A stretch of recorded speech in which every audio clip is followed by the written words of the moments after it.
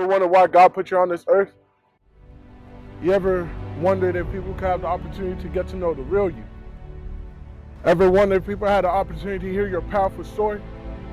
Or if you, like me, your testimony? I want you to come on the journey with me like no other. A perspective that requires just not yourself. Hello, my name is Joshua Paul, and welcome to I Surrender.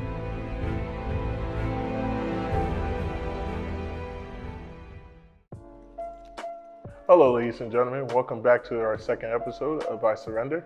This is your host, Joshua Paul, and I'm with my special guest today, Todd Witherspoon. Please, take the stage. Hey, you guys. I'm Todd Witherspoon. I'm currently a student at St. Thomas University studying communications, and I'm a defensive tackle for their football team as well.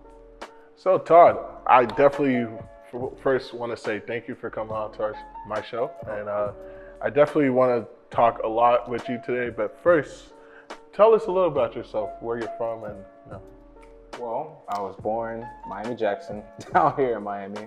I moved from Miami to Palm Beach at age 12. Spent the rest of my life there until I went to college, moved to Georgia, and went to Savannah State. Gotcha. So I definitely want to talk about with football with you right now, but I know you got other things about yourself. So tell us about what you do besides football. I like to write. I'm a screenwriter. I write scripts, stories, poems, sometimes songs.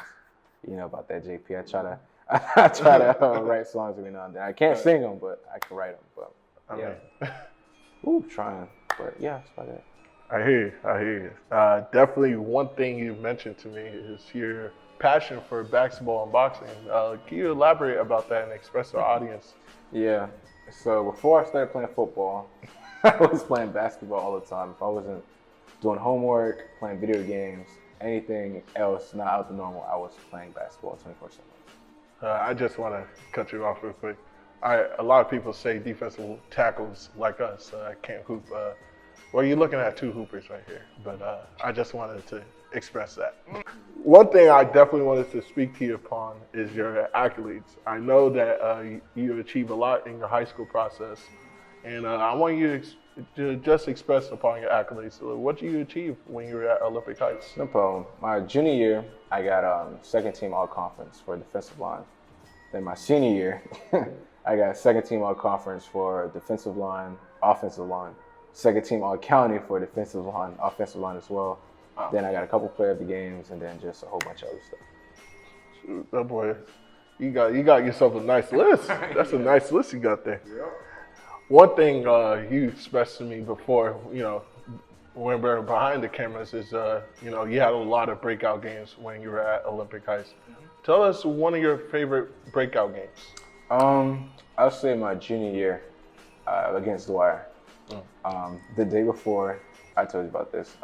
Right. My uncle got into a bad motorcycle accident, and I didn't know anything that was going on. All I knew was that my uncle was in the hospital, and then he was in real bad condition. So I took all the frustration I had from not knowing anything that Thursday to that Friday night. I locked in, all the anger I had, let it out on the field.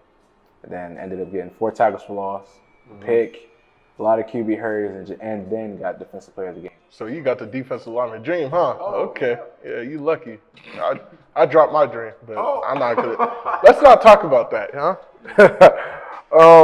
Definitely, I'm happy you mentioned about your game against Dwyer.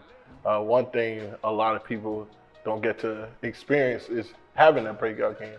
And for one thing, what do you tell, high school players who don't get to be on the field? What do you tell them, if they don't get to experience that breakout game? Just keep working hard. Work hard in the off season. I mean, everyone's guaranteed a breakout game. You can be the sorriest person in the world new to the sport. You keep working hard, you keep putting in work, you will have a breakout game. Sure. And don't plan on having a breakout game, just play the game. For sure.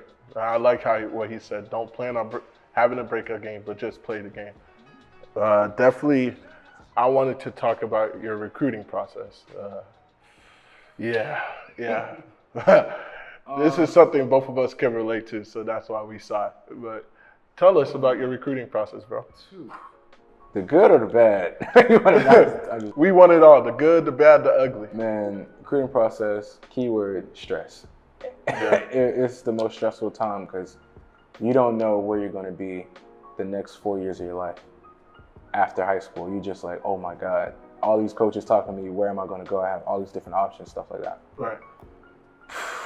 JP, I probably got 3 hours of sleep from November, the end of football season, until when I graduated, was 3 hours of sleep in total. It was just difficult because you don't know where you're going to end up after high school. And then you go on these visits, you talk to all these coaches, and right.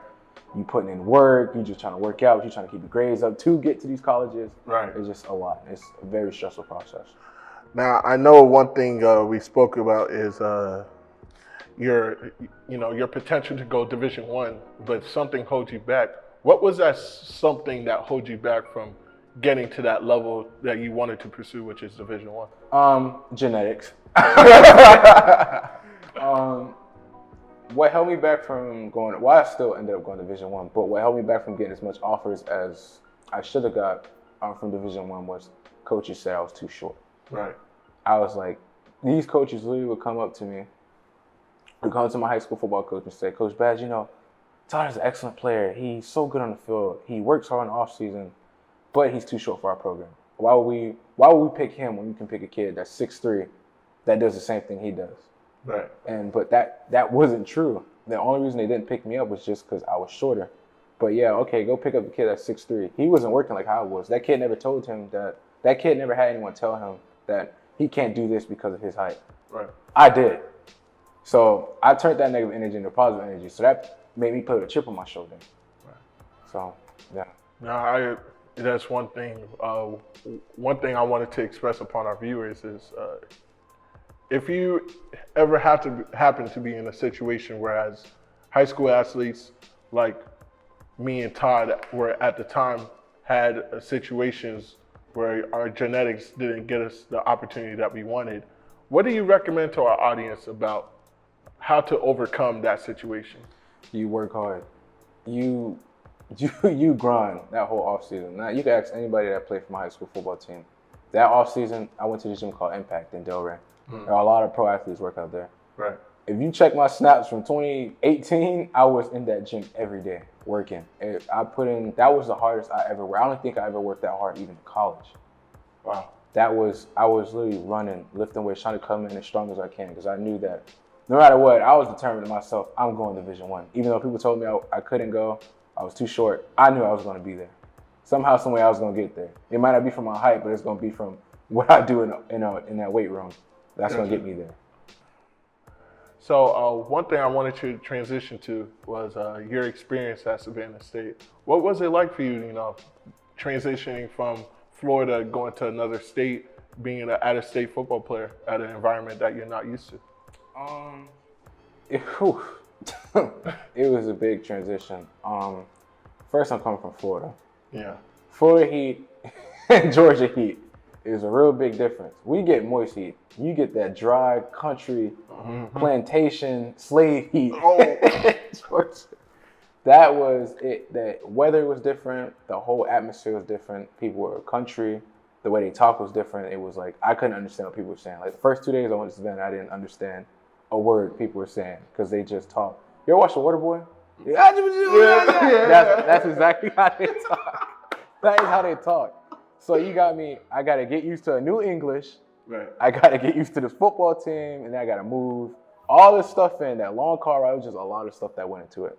That's true. That's true. And I want to talk about how you went from that transition. You mentioned to me before that you had to humble yourself quick because being a college football player in the Division I level, you're not playing with 16 to 18-year-olds. You're playing with 18 to 20, who knows, men. Like you're playing with men. Please talk to us. So coming in Savannah State freshman, any college freshman, you're so used to senior high school being, I'm a starter, I'm working hard, this and that. When you get to college football, those guys been doing the same exact workout routine you've been doing, but for 4 years. Right. These guys are doing a college-built program. These guys are being built into players for the future. Right. Like where they at, that's where the coach is planning on building them to. Grown men pretty much playing a sport, helping them get wins. So when you come in as an 18-year-old freshman and you line up against a 22-year-old guard, 9 times out of 10, you're going to get flipped on your neck. You're going to think about, man, why did I come to college football? Right. But it teaches you to humble yourself, because I was like, man, I'm the best. I'm going to be the best. And I wasn't cocky, but I was confident. But it teaches you to, just, okay, let me take it back a little bit and let me learn. So I spent the whole process learning like college football, just being, trying to be the best player I can be in the future. Because I knew this player I was now, I felt terrible. I was getting pancaked. I never got pancaked. And I told you, high school, I never got blocked. Right. But when I got to college, I got blocked. Out of 10 plays, 10 inside run plays, I got blocked 8 out of 10. And it's like, I'm not used to that. So it's just, you get used to, being trash for once. Especially if you're not trash. You get used to being trash. And it's all a learning phase. Because I know that what I'm going through right now, that's not who I'm going to be in 4 years. This is all just part of the process. So, yeah. So, as a freshman, like a college player as a freshman, you mentioned to me before that patience is the key to survive the freshman year experience in college. I want you to touch upon that. Why do you think patience is the key to surviving that freshman year as a college athlete? Patience is the key to surviving, because as a freshman, you get mistreated. You know how it is, JP. You're a freshman, scout team, not traveling, red shirt, all that stuff.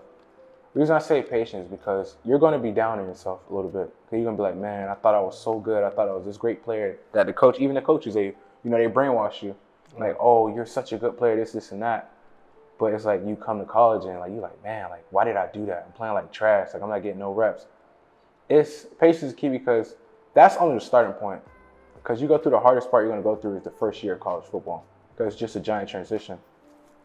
But I'll say patience, because you got to spend your time grinding. Remember I was telling you about how I think of it as a savings bank account? Yeah. All the grinding you do in your freshman year, it's going to be put to use in 3 years or in 2 years. They're not expecting you to play your freshman year. They're expecting you to play your junior, senior year. Right. So I like grinding. Just keep working hard. Freshman year, grind, all that work. Bank account. Sophomore year, grind, bank account. You may see you starting to play a little bit, may get a little bit of reps or getting a little bit more looked at, but it's all shit.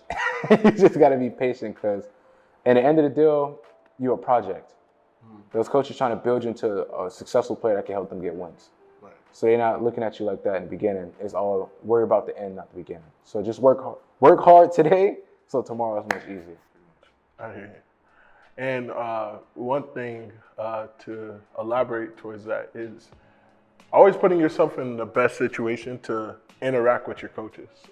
One thing I want to provide about this channel is, tips upon what's the little things you can do to separate yourself from who you're competing against and who you're earning your spot towards. My recommendation is personally always reaching out to your coaches and always having interactions with them. If they see your face more, if you talk to them more, they can understand you as a person. Once they understand you as a person, then they can put you in better situations, because they understand who you are and how you are as a football player, because that's their job. So one question I have for you, what was it like, living in Savannah State, and what was your life like when you weren't doing football? Well, Savannah State, I got a really bad injury, remember? When I came here, I messed up my ankle bad, I tore up everything. So I was out for a little bit, but it was a lot of pressure on me at Savannah State, because I was telling you, I was the only player from Olympic Heights that went Division I football. Right. So when I got there, I wasn't thinking, oh, let me go here, let me be a college student. I was thinking, let me go here and be the best player for everyone I know. Right. So I kind of put everyone else before me, and it kind of messed me up badly, because when I didn't get anything I wanted, it kind of drove me into this dark hole, and it led to me doing, hanging out with the wrong group of people, doing things I shouldn't have done. And I fell into a deep depression, and I found that the only way I could cope with it was through, drugs and alcohol. Right. That was the only way I can do it. It was no other way, because I did not like where I was at the time. So that was the only way I could escape it. And to be honest, you're not the only college athlete that has been through those endeavorments. I'm pretty sure a lot of college athletes who played college football had encountered with drugs and alcohol. That's a common thing through a big university, especially in the Division I level. So, what is your recommendations on how to avoid those temptations and to just stay, 10 toes down with what you're trying to accomplish within your university? Make sure you like the state you're living at before you go decide you choose that college. Right. I've never been to Savannah. Before I went on my college visit for football, I've never been to Savannah, never planned on going to Savannah, didn't even care about Savannah at the time. Right. I just wanted to play Division I football. So when I went on my college football, I'm like, oh, Savannah's it's a great city. Like, I don't know why people don't live here. Then when I got there and went through everything I went through, I was like, man, I made a mistake. I chose a school because of what they sold me was what it was going to be like. And when I lived there, the city was nothing like how I thought it was once I actually started to live there. Yeah, because you only have like a weekend to truly experience. Yeah, exactly. Yeah. I would say for other people that's going to college, make sure you visit the state for, I don't know, maybe not even a weekend. Say like, I'm going to spend 5 days here. I'm going to spend a week here just to see if I like to stay how it is. And stay somewhere like closer to the city or close to where your university is going to be. So you see if you truly like the area and stuff like that. That's what I recommend people to do. I should have done that. It's all good. I mean, at the end of the day, you live and you learn. Yeah. So I want to definitely speak upon your injuries. I know you've been through a lot when it comes to the game of football, especially dealing with multiple significant injuries. Yeah. What would you tell our viewers if you ever face an injury and you're just in a situation whereas I don't feel like doing this anymore? I'll say do not quit, because I feel like all these injuries I had is a making of my story. Right. For some reason, I feel like it ain't no way I went through all this for me not to be successful. Right. Like something good has to come out of this. But I'll say don't quit, just keep working hard and recover. Just focus on coming back strong, because it's gonna be days you like, man, I'm done. I don't even want to play this no more. I played football. I started playing football my sophomore year of high school. Sophomore, junior, senior, freshman, sophomore year of college. That's 5 years of football in total. I had 6 injuries and 1 surgery that I just had in August. That's true. My ACL. So it's like, just thinking that there's people out there who had it worse and looking at people who are like where I want to be at. So like, I'll look at someone in the NFL, for example, Von Miller. He tore his ACL too when he was in the league. Right. And he bounced back from it. Von Miller tore his ACL, broke a whole bunch of stuff before that. Rob Gronkowski had 9 surgeries while he was in the NFL. And I'm like, I know if he can do it, then I can do it as well. So just look at people to look up to, role models, people that are in your place now that went through the same things that you went through, and I'll help you cope with it. I appreciate your words, man. I do, Todd. I want to talk about St. Thomas. Your transition from leaving Savannah State to come to St. Thomas. What was it like transitioning? It was good. I was coming back home. I live not too far from where the school is now. I live probably 2 minutes away from here. Grandma lives down the street. I'm only an hour away from my house. An hour drive. Literally, just take Turnpike up north, an hour, Boynton Beach. Fine, I'm chilling. I'm at my house. Right. And then I got a new chance to meet new people, new friends, and I got a chance to be an actual college student now. I was like, I'm gonna make sure now I'm gonna enjoy college and not just stick to being a football player trying to impress this whole family, everybody in my hometown. Right. But yeah, it was a good transition. Did you experience an injury here that holds you back from everything you wanted? And if so, like, talk to us about it, if that's okay. Yeah, JP, you know how I was. I tore my ACL this summer, right before, a week before season started. Yeah, it was. I remember it was during training camp. Yeah, during training camp. You know what's interesting was the practice before that, I had the worst knee pain I ever had in my life. Right. And the same knee, I was like, man, my knee's killing me, man. I think I should sit out of practice. They're like, nah, just warm up, keep stretching, you'll be fine. My friend Corey, he was telling me to keep stretching, you'll be fine. I'm like, you sure, man? Because this don't feel right. He was like, nah, you good. It hurt through warm-ups. I was about to leave practice, but once I finished warm-ups, it felt fine. Mm-hmm. And then it was just ironic. The next day, my first play at practice, I tore my ACL. And that was just, it killed me because, JP, you seen how hard we was working all season. We was working for the season. I wanted it badly because still wanted to prove all those coaches that slept on me wrong. Right. So I was like, man, all this hard work I put in, all this lifting, running, killing myself over the summer, getting in shape, football shape, trying to be in elite shape. I didn't just want to be a football player, I want to be an elite football player. Right. And it all just went out the window after one play. Took one step, literally trying to cut back into the gap, just blew everything away. What do you recommend towards our viewers about if they ever experience an injury that is a long period injury, and they have to go through rehab and they have to go through a different cycle just to get back to the level of potential that they were at? What's that one mental health idea that you will present to them about, how to attack it? What's your advice? I'll say have a good circle around you, people that look after you. Because JP, you was always there for me no matter what. Anytime I needed something, you were there. I'll say talk to mental health counselors. Like we have Maria on campus we can talk to. Right. But even if you don't have Maria, talk to a coach or anybody that can give you knowledge to help you keep going towards football. Because I was like, man, I'm done. Like I was ready to quit. I was about to say everything. Or even talk to your parents. My dad helped me out a lot. My dad was my biggest motivator going through the whole process from me getting injured to surgery to where I'm at now. Right. My dad was the one who kept pushing me, and my friends. So just have a circle of people around you that will keep you motivated to keep playing sport.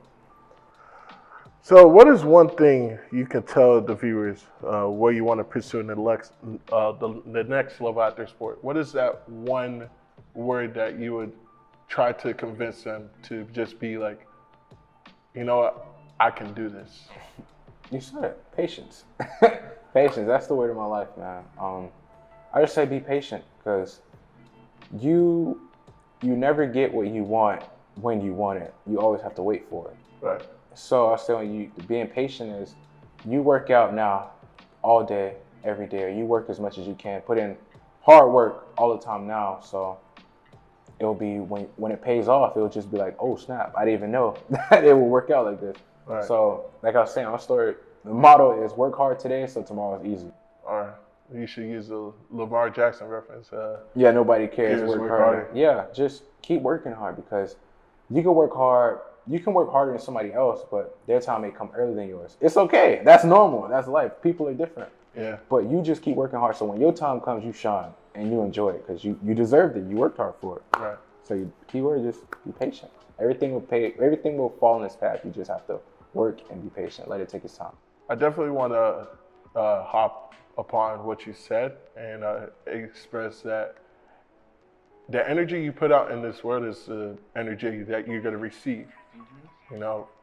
If you're just going to have a negative mindset about your, approaching life and then through your injuries and just through your trials and tribulations, then negative situations will continue to occur, because all you're talking about is, wow, I can't do this. Wow, I'm not this. Wow, I'm not that. Stay positive. One thing about this channel is I'm trying to make this a positive channel, so people can be influenced by, us and seeing us and trying to look at us and be like, wow, they're still pursuing what they want, even though they've been through this, and that. I just want to make sure that people have a voice in this channel. Before we go, is there anything that you want to express to our viewers, just about like how to, or just anything you want to say? Like, is there anything you want to put out there, just to have a voice and just express yourself? I'll say this for all my ACO people. I know it's a group of us out there. Right. Make sure you go to therapy every day, because I have the access. I can do therapy here at my school. Go to therapy every day and stay positive. I never thought I would be in the situation to tear my ACL. Right. So now that I'm here or was there, I remember getting out of surgery, like, man, I'm never going to be able to walk again. Now I'm cleared to sprint in a straight line. That's crazy. It's been 3 months. Seriously. It's only 3 months. 3 months? 3 months post-surgery. And I'm already able to sprint in a straight line. That's, bro. I want to clap, but that's too much. But that's serious. That's like really. All my ACL people, there's a group of us out there. Talk to someone who's had an ACL tear, and you will be fine. I'm telling you, like, it's going to suck in the beginning. You're gonna feel like, man, I'm done with this sport. Keep pushing hard, keep working hard. You'll be perfectly fine in no time. It'll go by just like that. Yo, Todd, thank you so much for just taking the time again to be part of our show and just express your life story. And you want to do me the favor and take us out of here? Oh, yeah, no problem. Well, If you're new to the channel, make sure to leave a like, comment, and subscribe for more content from I Surrender and Modern Sports Media. Thank you guys for tuning in, and we'll see you guys on our next episode.